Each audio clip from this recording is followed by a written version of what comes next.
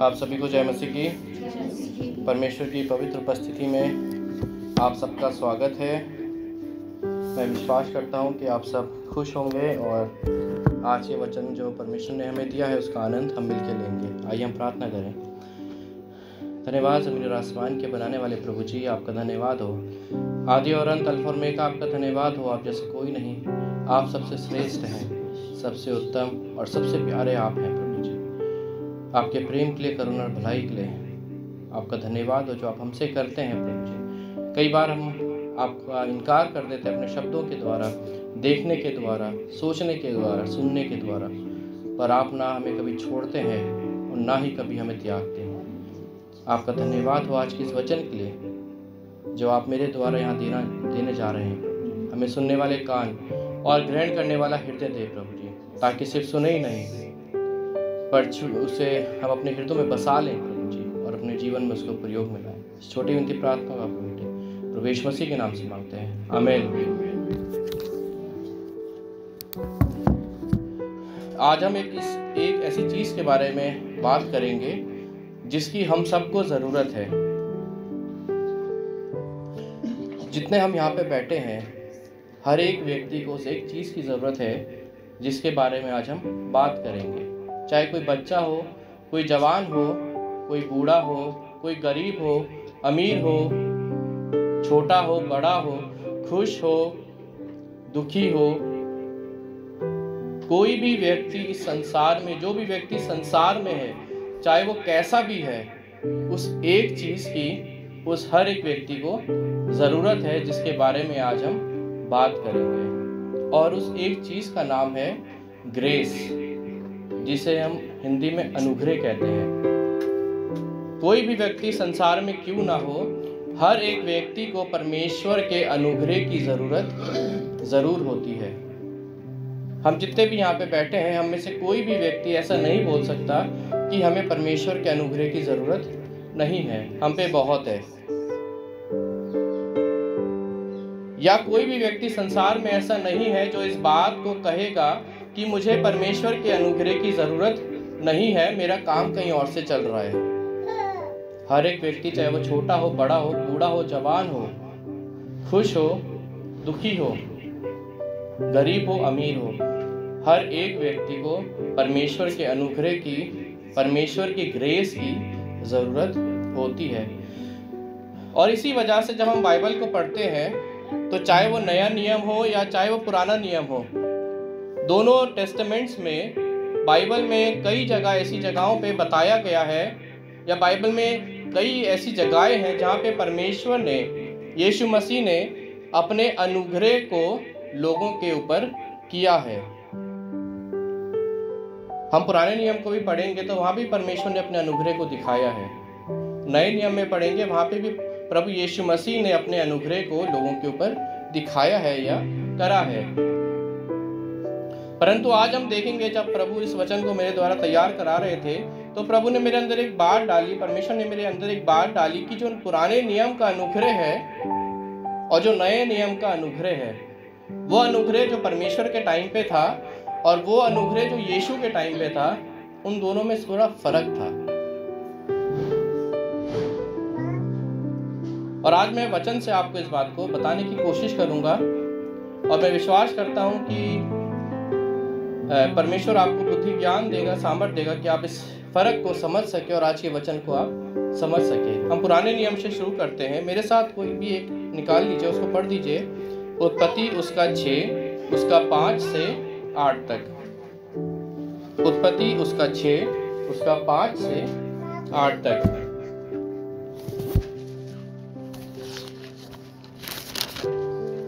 और यहोवा ने देखा कि मनुष्यों की बुराई पृथ्वी पर बढ़ गई है, और उनके मन के विचार में जो कुछ उत्पन्न होता है सो निरंतर बुरा ही होता है। और यहोवा पृथ्वी पर मनुष्य को बनाने से पछताया, और वह मन में अति खेदित हुआ। तब यहोवा ने सोचा कि मैं मनुष्य को जिसकी मैंने सृष्टि की है पृथ्वी के ऊपर से मिटा दूंगा। क्या मनुष्य, क्या पशु, क्या रेंगने वाले जंतु, क्या आकाश के पक्षी, सबको मिटा दूंगा, क्योंकि मैं उनके बनाने से पछताता हूँ, परंतु यहोवा के अनुग्रह की दृष्टि नूह पर बनी रही। हालेलुया। ये समय है, नूह के टाइम का समय था, जब परमेश्वर ने अपने दास नूह को बोला था, तू बड़ा सा जहाज बना। क्यों बना? क्योंकि मैं स्वर्ग से पानी को बरसाने वाला हूँ। आज से पहले पानी कभी बरसा नहीं था। परमेश्वर ने अपने दास नूह को बोला कि मैं आसमान से पानी गिराऊंगा और इतना पानी गिराऊंगा कि मनुष्य जाति का अंत वहां पे हो जाएगा। परंतु नूह और उसके परिवार को परमेश्वर ने बचा लिया। क्यों बचाया? क्योंकि आप वचन को पढ़ेंगे, उसमें लिखा है कि नूह परमेश्वर का धर्मी दास था।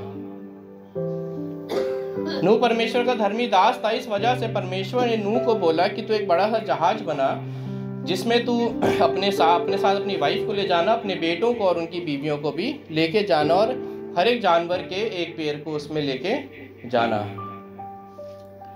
पर इसमें लिखा है कि परमेश्वर ने, परंतु यहोवा के अनुग्रह की दृष्टि नूह पर बनी रही। परमेश्वर की अनुग्रह की दृष्टि, यहाँ पे शब्द इस्तेमाल हुआ है, परमेश्वर का अनुग्रह जो नूह पे बना था।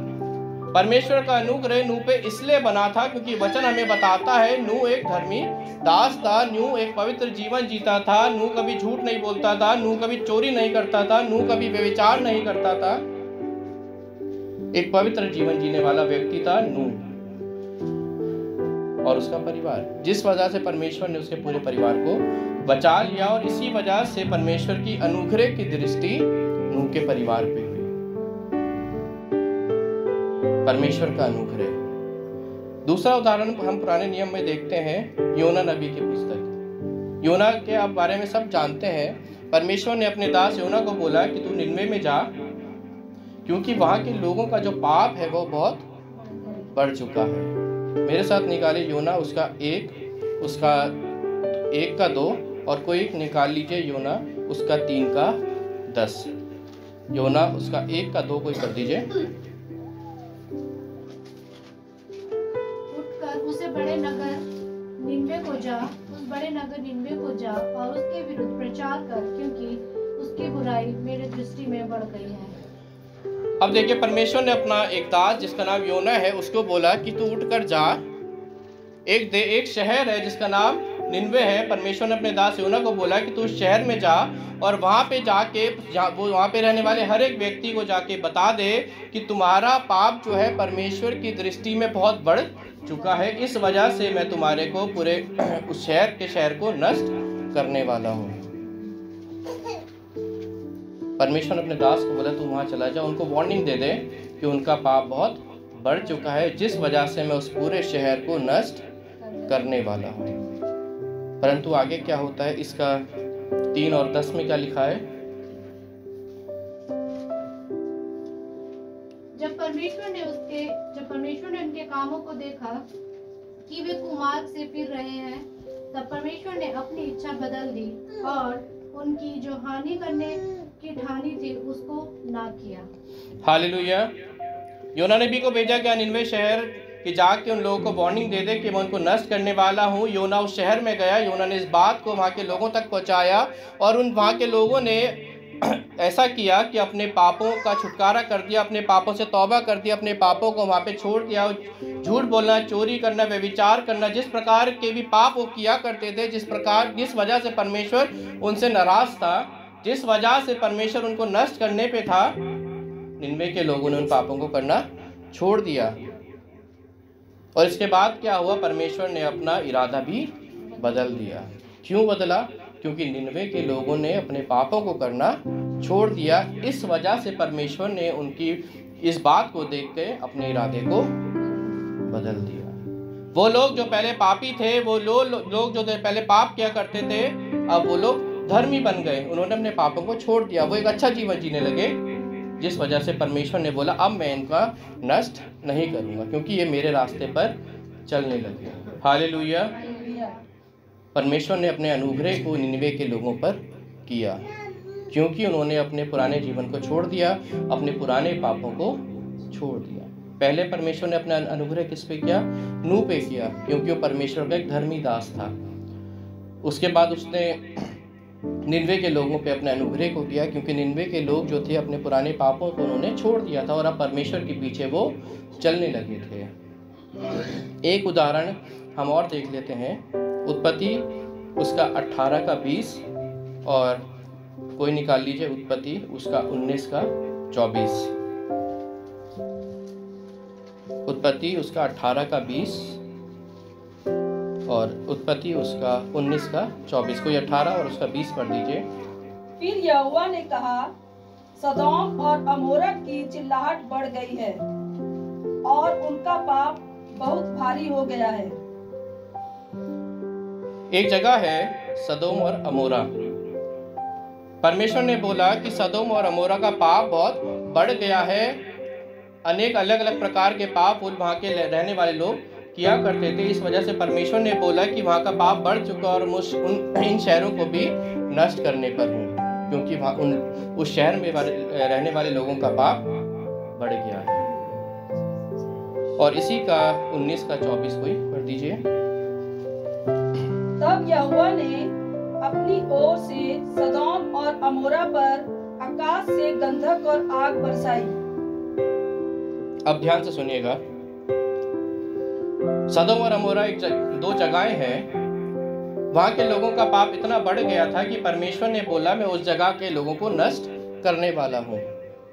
शायद हो सकता है ये बात उन जगह के रहने वाले लोगों तक पहुंच गई हो जैसे निनवे के रहने वाले लोगों तक पहुंची थी, परंतु यहाँ पे रहने वालों लोगों ने अपने मन को नहीं फिराया, अपने मन को परमेश्वर की तरफ नहीं फिरा, जिस वजह से परमेश्वर का क्रोध जो था उनके ऊपर भड़का।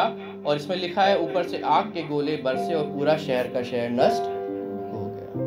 उन्होंने परमेश्वर के अनुग्रह को नहीं पाया, क्योंकि उन्होंने अपने जीवन को नहीं बदला। निनवे के लोगों ने परमेश्वर के अनुग्रह को पा लिया क्योंकि उन्होंने अपने जीवन को बदल दिया था।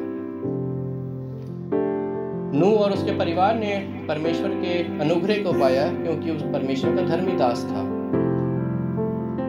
पाप इतना बढ़ गया था नूह के समय पे, निनवे शहर में पाप इतना बढ़ गया था, सदोम और अमोरा में पाप इतना बढ़ गया था कि परमेश्वर ने निर्णय ले लिया था कि मैं इन लोगों को नष्ट कर दूंगा। नूह के समय पे भी उसने लोगों को नष्ट कर दिया पानी के द्वारा। सदोम और अमोरा को परमेश्वर ने नष्ट कर दिया आग के द्वारा, क्योंकि वो पापी थे, क्योंकि वो अलग अलग पाप में वहाँ के लोग पड़े हुए थे, जिस वजह से परमेश्वर ने वहाँ रहने वाले लोगों को नष्ट कर दिया। मेरे प्रिय ध्यान से सुनिएगा इन बातों को जो मैं आपको बता रहा हूँ। एक बात और पढ़िए, रोमियो उसका 3 और उसका 23।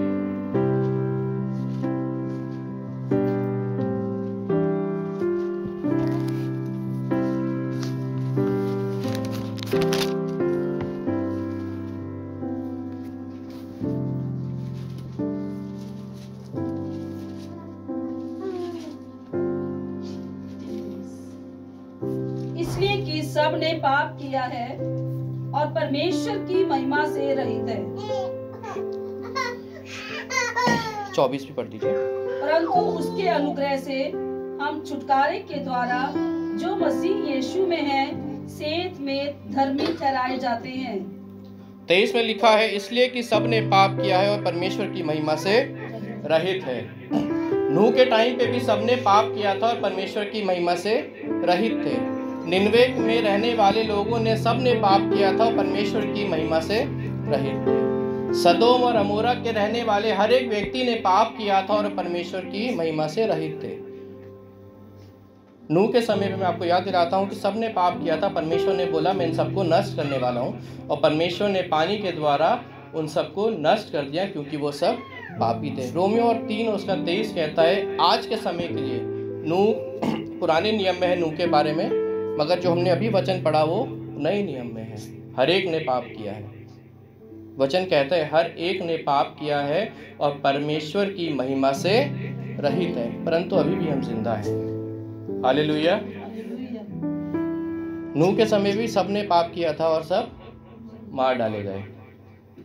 सदोम और अमोरा के समय में भी सबने पाप किया था और सब, वचन कहता है हम सब ने पाप किया है परंतु आज भी हम जीवित हैं। Hallelujah, hallelujah. अभी हमने पुराने नियम में देखा कि अनुग्रह कैसे परमेश्वर ने अपने लोगों पे किया। अब हम नए नियम में देखेंगे कैसे परमेश्वर ने अपने अनुग्रह को किया है। रोमियो उसका 3 उसका 23 में एक और बार आपके सामने पढ़ना चाहूँगा। इसलिए कि सबने पाप किया और परमेश्वर की महिमा से रहित है। पहली चीज़ जो परमेश्वर ने जिस प्रकार से अपने अनुग्रह को आज के समय पे हम लोगों को दिखाया, या नए नियम में परमेश्वर ने अपने अनुग्रह को दिखाया, पहली बात ये है कि अगर वही अनुग्रह जो पुराने नियम में लोगों के ऊपर हो रहा था, उसी अनुग्रह की यहाँ पे बात होती, तो आज आप और मैं कब के नष्ट हो चुके होते। वही पाप जो वचन में लिखा है वहाँ के लोगों ने किया था, नूह के टाइम पे लोगों ने किया था, सदोम अमोरा के रहने वाले लोगों ने किया था। वचन में लिखा है आज भी सब पापी हैं, परंतु आज हम जिंदा है। परमेश्वर ने हमें नाश नहीं किया। ये परमेश्वर का अनुग्रह है। हालेलुया। पहला परमेश्वर ने अपना अनुग्रह कैसे दिखाया आपके और मेरे ऊपर, कि हमें नाश नहीं किया। हो सकता था कि हम परमेश्वर से पहले की लोग होते, नूह के टाइम के लोग होते, तो शायद हम नष्ट कर दिए जाते, परंतु आज हम जिंदा है। और ये प्रभु यीशु मसीह का हम पर अनुग्रह है जो उसने आपको और मेरे ऊपर किया है। मैंने आपको वचन की स्टार्टिंग में बताया था कि वो अनुग्रह जो पुराने नियम पे लोगों के ऊपर किया जाता था, और जो वो अनुग्रह जो आज के समय पे या नए नियम में हम देखेंगे किया जाता है, वो दोनों अलग है। एक वचन और निकालिए, यूहन्ना उसका 3 और उसका 16। इसको निकालने की जरूरत भी नहीं, आप सबको ये याद होगा। कोई भी एक मिनट पढ़ दीजिए इसको। क्योंकि परमेश्वर ने जगत से ऐसा प्रेम रखा कि उसने अपने एकलौते पुत्र दे दिया, ताकि जो भी उस पर विश्वास करे नाश न पाए। हालेलुया। पहला अनुग्रह कैसे प्रभु यीशु मसीह ने हम पे किया, कि हमें नष्ट नहीं किया, परंतु तब भी हम पाप में हैं। हम नष्ट नहीं किए गए, परंतु अभी भी हम पाप में हैं। और इसी वजह से कि हम आगे भी नष्ट नहीं किए जाए, परमेश्वर ने अपने एकलौते पुत्र प्रभु यीशु मसीह को आपके और मेरे लिए, संसार में रहने वाले हर एक व्यक्ति के लिए इस दुनिया में भेज दिया। हालेलुया।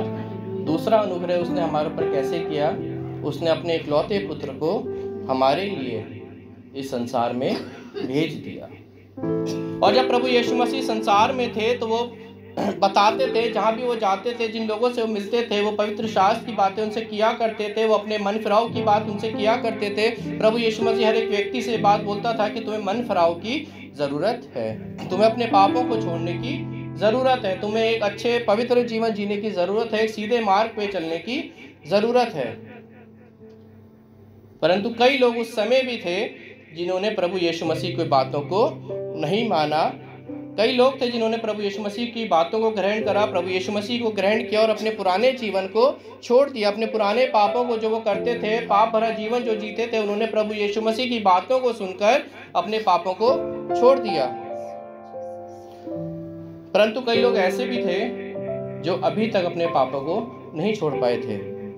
उस समय भी प्रभु यीशु मसीह के संसार में होने के बावजूद भी, प्रभु यीशु मसीह की बातों को सुनने के बावजूद भी, कई लोग ऐसे थे जिन्होंने अपने मन को अभी तक पाप से नहीं फेरा था। कई लोग ऐसे थे जो आज भी व्यभिचार करते थे, कई लोग ऐसे थे चोरी करते थे, झूठ बोलते थे। प्रभु यीशु मसीह ने उनको बताया था कि ये करना गलत है और ये क्या पाप की मजदूरी मृत्यु है।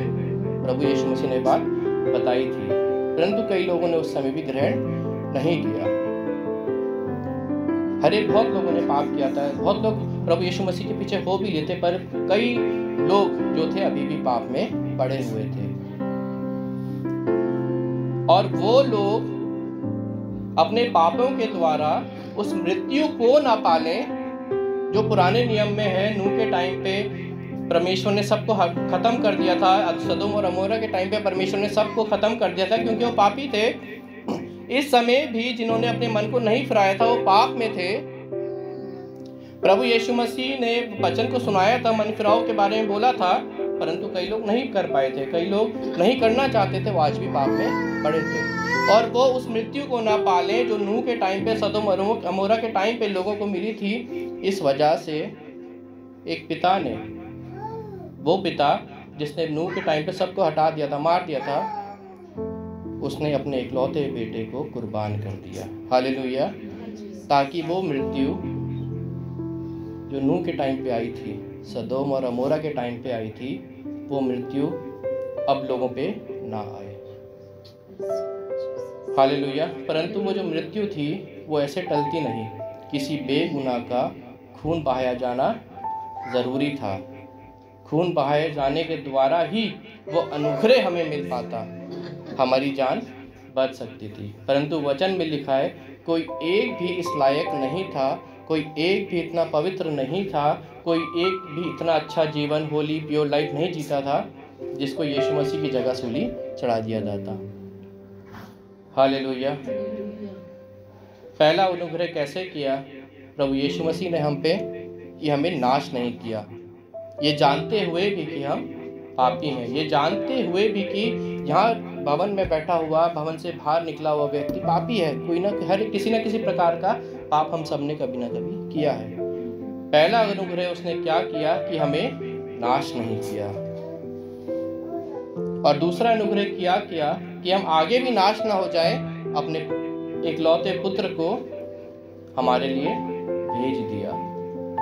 परंतु कई लोग अभी भी अपने जीवन को नहीं फेरे थे, अभी भी पाप में पड़े थे। और तीसरा अनुग्रह प्रभु यीशु मसीह ने हम पे क्या किया, मेरे लिए और आपके लिए उसने अपनी जान को दे दिया। हालेलुया। एक वचन मेरे साथ और पढ़िए आप, इफिसियों उसका 1:7।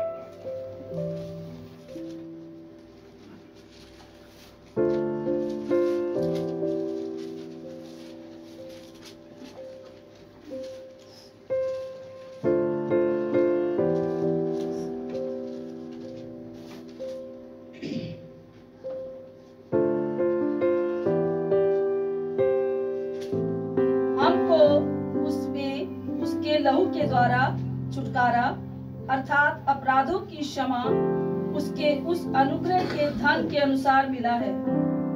हालेलुया। हमें अपने पापों से छुटकारा और क्षमा कैसे मिला है? प्रभु यीशु मसीह के लहू को बहाने के द्वारा।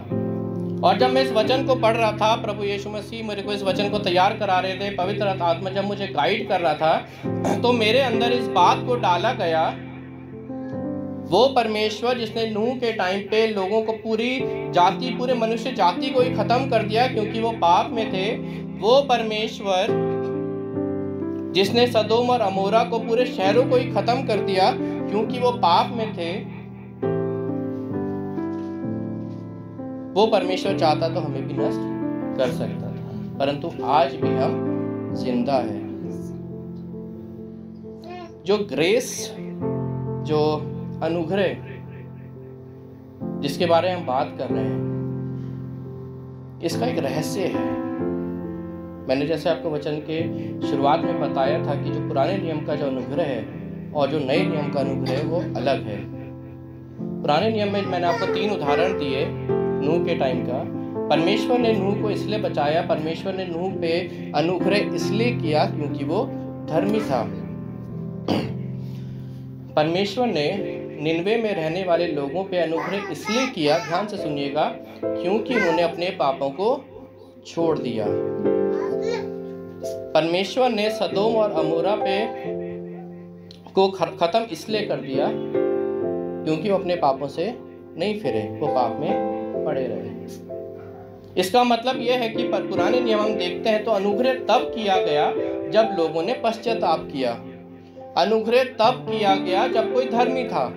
अनुग्रह उस पे तब किया गया जब वो सही रास्ते पे कोई व्यक्ति चलता था, तब उस व्यक्ति पे अनुग्रह किया गया। नूह एक धर्मी दास था, अब्राहम एक धर्मी दास था, वचन में लिखा है। इस वजह से उनके ऊपर परमेश्वर ने अपने अनुग्रह को किया। परंतु नए नियम में आप पढ़ेंगे बहुत सारी जगह पे परमेश्वर ने अपने अनुग्रह को किया, परंतु इसलिए नहीं कि वो व्यक्ति धर्मी था, परंतु इसलिए नहीं कि वो व्यक्ति अपने पापों से मुड़ गया था। व्यभिचारिणी के बारे में लिखा गया है नए नियम में।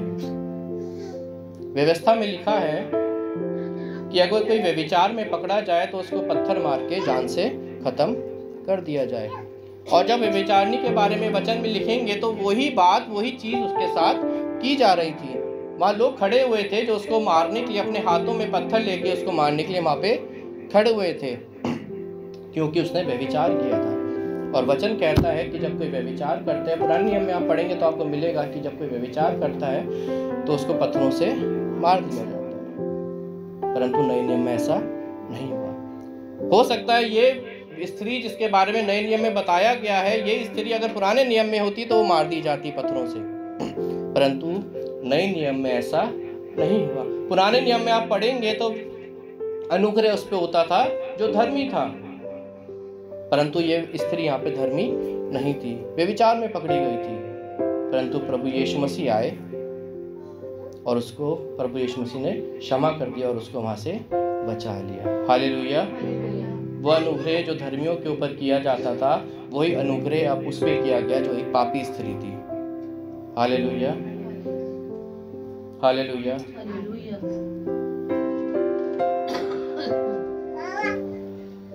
प्रभु यीशु मसीह के साथ दो लोग सूली पे लटकाए गए थे, दोनों चोर थे।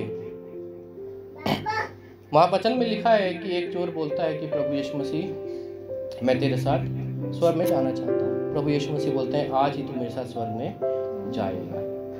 यही व्यक्ति अगर पुराने नियम में होता तो इसको कब का मार दिया जाता, उससे कोई बात नहीं करता, उससे उस वार्निंग दे दी जाती लोगों को कि कोई इससे बात नहीं करता, कोई बात नहीं करेगा क्योंकि ये पापी है, चोर है। परंतु उसी समय नए नियम में प्रभु यीशु मसीह ने उसको बोला तू मेरे साथ आज ही स्वर्ग में चला जाएगा। हालेलुया।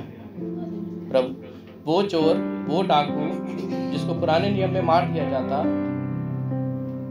उस चोर को, उस डाकू को प्रभु यीशु मसीह ने एक मौका दे दिया कि वो उसके साथ स्वर्ग में जाएगा। हालेलुया। और भी बहुत सारे उदाहरण आप वचन पढ़ेंगे तो बहुत सारे उदाहरण आपको मिलेंगे। अनुग्रह की एक रहस्य है, जैसे मैंने आपको बताया था कि अंतर है। पुराने नियम में अनुग्रह उन पे होता था जो धर्मी थे या जो अपने पाप से फिर जाया करते थे, परंतु नए नियम में वचन कहता है अनुग्रह हर एक व्यक्ति के लिए है, क्योंकि वचन कहता है हर एक ने पाप किया है।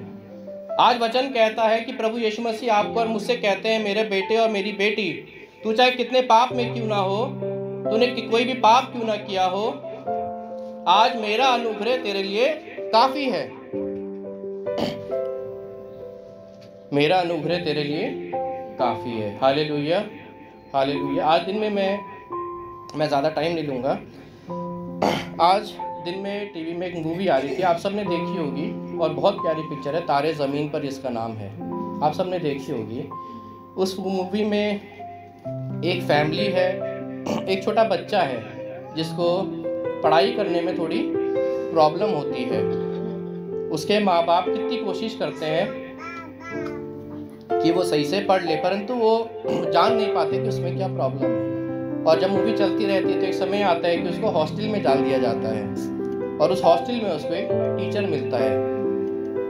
जब वो टीचर उस लड़के से मिलता है तो वो समझ जाता है कि इस लड़के को समय देने की ज़रूरत है। जो एक्सपेक्टेशन उसके माँ बाप की उससे है वो उस एक्सपेक्टेशन को पूरा कर लेगा, परंतु वो समय लेगा। जो इसके माँ बाप इस लड़के से चाहते हैं वो ये करेगा, जो टीचर जिस लड़के से चाहते हैं वो ये करेगा, परंतु ये समय लेगा। जब मैं गूगल पे देख रहा था कि what is the meaning of grace, definition of grace, उसमें लिखा था कि extra time given to you, आपको जो एक्स्ट्रा टाइम दिया जाता है उसको ग्रेस कहते हैं। उस लड़के को एक्स्ट्रा टाइम दिया गया और किसी ने उसके ऊपर मेहनत करी, उस टीचर ने उसके ऊपर मेहनत करी, और जब उस मूवी के अंत में जाएंगे तो उस लड़के ने वो सब करके दिखाया जो उसके माँ बाप उससे चाहते थे। क्यों? क्योंकि उसको एक्स्ट्रा टाइम दिया गया, उसके ऊपर मेहनत की गई। एक आखिरी वचन मेरे साथ निकालिए, लूका उसका 13 उसका 6 से 9 तक कोई पढ़ दीजिए। लूका उसका 13 उसका 6 से 9 तक।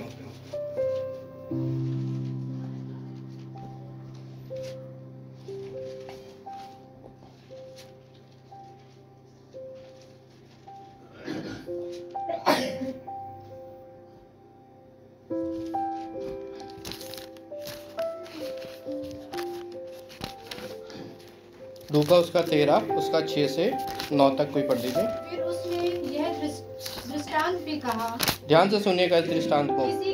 किसी की अंगूर की बारी में एक अंजीर का पेड़ लगा हुआ था। वह उसमें फल ढूंढने आया परंतु ना पाया। तब उसने बारी के रखवाले से कहा, देख 3 वर्ष से मैं इस अंजीर के पेड़ में फल ढूंढने आता हूँ परंतु नहीं पाता। इसे काट डाल कि यह भूमि को भी क्यों रोके रहे। उसने उसको उत्तर दिया कि हे स्वामी, इस वर्ष तो और रहने दे कि मैं इसके चारों ओर खोद कर खाद डालूं, सो आगे को फले तो भला, नहीं तो उसे काट डालना। Hallelujah, hallelujah. हालेलुया। एक बाग है, वहाँ पे एक दृष्टांत है, अंगूर की बारियां लगी हुई है और उस बाग में अंजीर का पेड़ लगा हुआ है। उस बाग का मालिक आता है, उस अंजीर के पेड़ को देख के बोलता है कि इस अंजीर के पेड़ ने अब तक कितने साल इसको लगाए हुए हो गए हैं, अब तक इस अंजीर के पेड़ ने कोई फल नहीं दिया है। इसको काट दे और इसको आग में डाल दे, क्योंकि ये किसी काम का नहीं है। परंतु जो उस बाग की रखवाली करने वाला था, वो अपने मालिक को बोलता है कि थोड़ा समय मुझे और दे दे, थोड़ा समय मुझे और दे दे, मैं इसको खोदूंगा, इसमें खाद डालूंगा, और अगर आने वाले समय पे भी इसने फल ना दिया तो उसको काट डालूंगा। एक खेत का मालिक आता है मेरे प्रियो, वो कहता है कि अगर पेड़ में कोई फल नहीं है तो इसको काट दे। अगर मेरी बनाई हुई रचना वो कार्य नहीं कर रही है जिस कार्य के लिए मैंने इनको रचा है, तो इनको मार डाल। नूह के समय पे वो लोग उस काम को नहीं कर रहे थे जिसके लिए उनको बनाया गया था, रचा गया, तो उनको मार डाला। सदोम और अमोरा के समय पे वो लोग वैसा काम नहीं कर रहे थे जिस काम के लिए परमेश्वर ने उनकी रचना करी थी, तो उनको मार डाला गया। मेरे प्रिय, आज भी कितने लोग हैं जो उस काम को नहीं कर रहे हैं जिस काम के लिए आज आप और मैं बनाए गए हैं, परंतु आज भी हम जीवित हैं। जीवित इसलिए हैं क्योंकि आपके और मेरे जीवन का जो रखवाला है वो अपने पिता से विनती कर रहा है कि मुझे थोड़ी मेहनत और करने दे, इसके ऊपर थोड़ा समय मुझे और दे दे, थोड़ा समय आपको और मुझे और दे दे। एक बेटा अपने पिता से रिक्वेस्ट कर रहा है कि मेरे पिता, मैं जानता हूँ तेरा क्रोध आज मनुष्य जाति पे बहुत बढ़ चुका है, परंतु एक मौका और दे दे, एक बार अनुग्रह और कर दे। मैं इसकी और रखवाली करूँगा, मैं इस तक और वचन को पहुँचाऊँगा, मैं और इससे बातें करूँगा, मैं इसको और एनकरेज करूँगा कि इस वचन को पढ़े और किसी तरह अपने जीवन को बदल दे। और तब भी वो नहीं बदला तो मेरे पिता तेरी इच्छा पूरी हो। पिता की इच्छा क्या है? आपने नूह के समय पे देखा, सदोम और अमोरा के समय पे देख लिया, परंतु बेटे की इच्छा क्या है कि आज हम यहाँ पे जीवित हैं। वो सिर्फ इसलिए कि एक बेटे ने अपने पिता से एक्स्ट्रा टाइम ले रखा है आपके और मेरे लिए। आज हम एक्स्ट्रा टाइम पे चल रहे हैं मेरे प्रियो, किसी भी समय वो एक्स्ट्रा टाइम ख़त्म हो सकता है। आप और मैं नहीं जानते कि वो एक्स्ट्रा टाइम कब ख़त्म हो जाए और कब दोबारा उस खेत का, उस बाग का मालिक आ जाए, बोले मैंने तुझे समय दिया था, अभी भी इस अंजीर के पेड़ पे फल नहीं आए हैं, इसको काट डाल। बेटा बोलेगा हाँ मैंने पूरी कोशिश करी, परंतु ये अंजीर के पेड़ फल नहीं लाया। मैंने बहुत कोशिश करी, मैंने वचन को इस तक पहुँचाया, मैंने अपने दासों को इस तक पहुँचाया, परंतु इसने अपने जीवन को नहीं बदला। मेरे पिता अब तेरी इच्छा पूरी हो। Hallelujah, hallelujah. ये है अनुग्रह की मिस्ट्री, ये अनुग्रह का रहस्य है। वो अनुग्रह जो पुराने नियम में तब हुआ जब लोगों ने अपने जीवन को बदल दिया, धर्मी थे। वचन कहता है आज भी लोग वैसे ही हैं जैसे पहले थे, परंतु आज जीवित हैं। वो इसलिए क्योंकि आज अनुग्रह हम पे किया गया है और एक बेटे ने अपने पिता से एक्स्ट्रा टाइम ले रखा है। हालेलुया।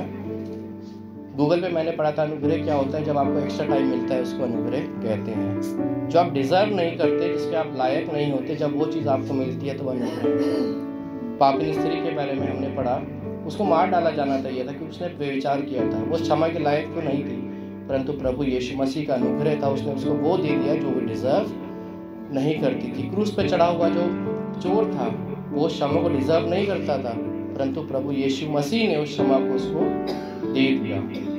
प्रभु यीशु मसीह ने अनुग्रह किया उनके ऊपर। आज प्रभु यीशु मसीह ने आपके और मेरे ऊपर अनुग्रह किया है मेरे प्रियो, ताकि हम बदल जाएं, ताकि हम अपने पुराने पापों को छोड़ दें, अपनी पुरानी सोच को छोड़ दें, अपने उन शब्दों को अपने मुंह से निकालना छोड़ दें जो दूसरों को दुख देते हैं। आज हम अनुग्रह के समय में हैं, ग्रेस पीरियड में हैं, और हम में से कोई नहीं जानता वो अनुग्रह का समय कब खत्म हो जाएगा और कब दोबारा बाप आएगा, पिता आएगा, अपने बेटे को बोलेगा देख ये अभी भी वैसा ही है। बेटा बोलेगा अब पिता आपकी इच्छा पूरी। और आज समय है कि हमें बदलने की बहुत ज़रूरत है। आप सबको